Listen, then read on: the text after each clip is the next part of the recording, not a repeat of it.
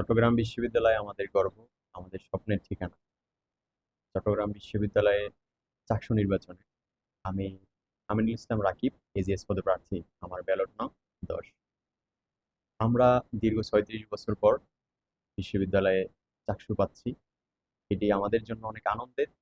প্রত্যেক শিক্ষার্থীর জন্য এটি একটি আনন্দের বিষয়, কেননা শিক্ষার্থীরা দীর্ঘ ৩৬ বছর পর চাকসু নির্বাচন পেয়েছে। চট্টগ্রাম বিশ্ববিদ্যালয়ে শিক্ষক, কর্মকর্তা, কর্মচারী সহ সকল মহলের কথা বলার, তাদের অধিকার, দাবি আদায়ের বিভিন্ন প্ল্যাটফর্ম রয়েছে। কিন্তু দুঃখ হলেও সত্য, শিক্ষার্থীদের যে ন্যায্য দাবি, শিক্ষার্থীদের যে ন্যায্য অধিকার, সেটি আদায়ের জন্য আসলে কোনো প্ল্যাটফর্ম ছিল না এতদিন।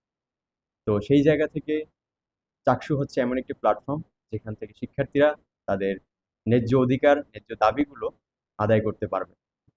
আর চট্টগ্রাম বিশ্ববিদ্যালয়ে আমরা দেখতে পাচ্ছি পরিবহন সংকট, এখানে যাতায়াতের সমস্যা, শিক্ষার্থীদের আবাসন সমস্যা, শিক্ষার্থীদের যে দাবি দাওয়াগুলো রয়েছে সেগুলো ঘাটতি রয়েছে, সেগুলো পূরণে ঘাটতি রয়েছে।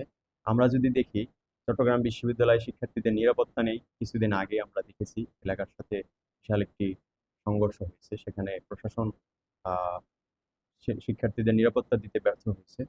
শিক্ষার্থীদের যে আসলে নিরাপত্তা যেরকম দরকার ক্যাম্পাসের ভিতর, সেরকম আসলে আমরা পাচ্ছি না।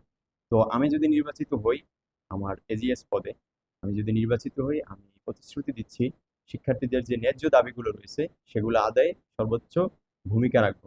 প্রশাসনের সাথে সর্বদা মিলেমিশে এবং তাদের সাথে কোলাবোরেশন করে কাজ করার চেষ্টা করব।